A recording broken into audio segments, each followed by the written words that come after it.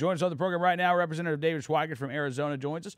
And Congressman, thank you so much for your time, sir. Well, now I realize I can't go visit California. You know what? Believe it or not, in San Francisco, there's a restaurant that's located in the Presidio, which is federal land.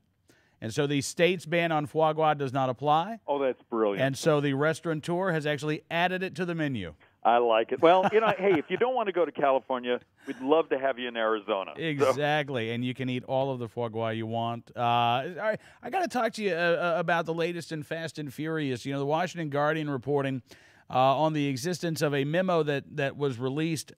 I guess they came in custody of this, but it's dated around the same time that DOJ told Congress we didn't walk any guns, and yet it is an advisement to senior officials. Look, we've got whistleblowers here, and we need to make sure that we're protecting the, whistleblowers have rights under federal law, so we want to make sure that we're protecting these whistleblowers, which certainly indicates, Representative, that senior officials were aware of these allegations, were aware that they weren't coming from one single individual, and yet they were pretty adamant when they told Congress guns didn't walk. Well, look, so far in the whole Fast and Furious mechanics we've been going through now, almost 2 years. Yeah. It seems like about every 6 weeks we get a new blockbuster memo. This one I don't even think is a blockbuster. I think this is just another peeling of the onion that's letting us know there's a lot more coming. And at some point, you would think even the mainstream media would realize how much we've been lied to and would actually start to step up and understand how this is how we got all the way to having to sanction Eric Holder with contempt of Congress. I hate to say it, Representative, but I think there are a lot of members of the mainstream media who are more than happy to, continue the lies to the American people here, or at least ignore this story. I've been stunned. Look, I'm from Arizona, so Yeah. I'm from ground zero on the whole Fast and Furious. And our newspaper of record took months and months and months to actually even acknowledge the story. And they barely acknowledged it until our federal attorney had to resign. Right. And yet, CNN does a poll on this, and 69% of Americans say the administration should turn over these documents. Of course they should. Look, you don't let's back up and let's pretend, God forbid, you and I are your typical leftists, good Democrat activists. We were all excited about Barack Obama becoming president because he was going to bring sunshine in. He was going to be the most ethical president, the most, now Nancy Pelosi told us we're going to have the most ethical Congress, until it was something they didn't want to tell the truth about. This president, is willing to order agencies to violate the law. He's willing to say he knew nothing about Fast and Furious yet. Moments before the committee, Darrell Iss's committee votes for contempt of Congress on Eric Holder, he declares, executive privilege. There's something horribly wrong here, and I'm heartbroken that much of the mainstream media isn't bouncing off the walls, because if this was a Republican president, what would we be seeing?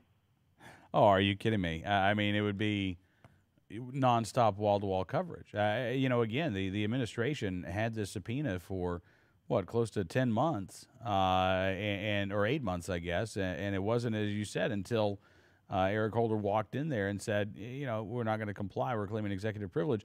If this had been a Republican president who had waited that long and on such flimsy reasoning exerted executive privilege, they would not have let up with this story, Congressman. Oh, absolutely. And look, we're in this classic situation of you see this White House's willingness to not tell us the truth.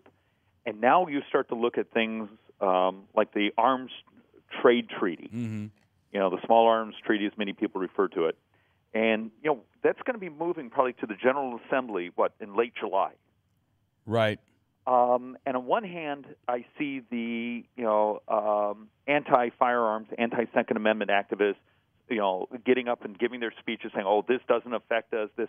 But yet you analyze what's in that language. And the language is the right of states, not the right of individuals.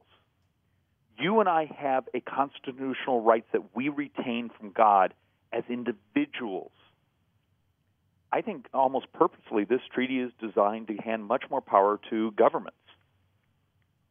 Well, I got to tell you, Representative, my colleague Jenny Simone has been up there for the past couple of weeks reporting on what's going on. We've heard from Ted Broen of the Heritage Foundation. And, we heard Wayne LaPierre, the executive director of executive vice president of the National Rifle Association, address the members who are working on this treaty. And he said, no way will the NRA approve of anything that includes civilian firearms in the scope of this. They keep promising us, Congressman, that we don't have anything to worry about. And then when we say, okay, we'll just take our guns out then, oh, no, we can't do that. If we do that, the whole thing falls apart. Yeah. Trust me, we have something to worry about. I'm inherently distrustful of big government. And we've seen this particular president's and this particular administration's willingness. And look, I've only been in Congress 17 months. Would you believe Washington systematically lies to the American people? And you're going to trust them to incrementally go after, inch by inch, our constitutional rights? You got to battle every inch of the way. And that's actually one of the things that makes participation with the NRA crucial to defending our Constitution. Is NRA has some brilliant staff, some great people, some great literature that they fortify those of us who are conservatives with. It's one of the reasons why we reach out to the NRA literally on a daily basis for help. Well, Congressman, again, I'm really pleased that you could come on the program, sir. Let me go back to I guess in terms of both Fast and Furious and the Arms Trade Treaty. I mean, it seems like both of these topics are going to be very much front and center between now and Election Day. I hope so. In many ways, the election really should be about jobs and the economy and the devastation of the bureaucracy and incompetence of this administration. But with it, I believe American people are also understanding the assault on the Constitution and their liberties. And whether it be Fast and Furious and the president's and Eric Holder's arrogance, or whether it be things such as the Arms Treaty, I think the American people are hopefully waking up saying they need to be active. You need to vote. Elections truly, truly have a consequence to your future.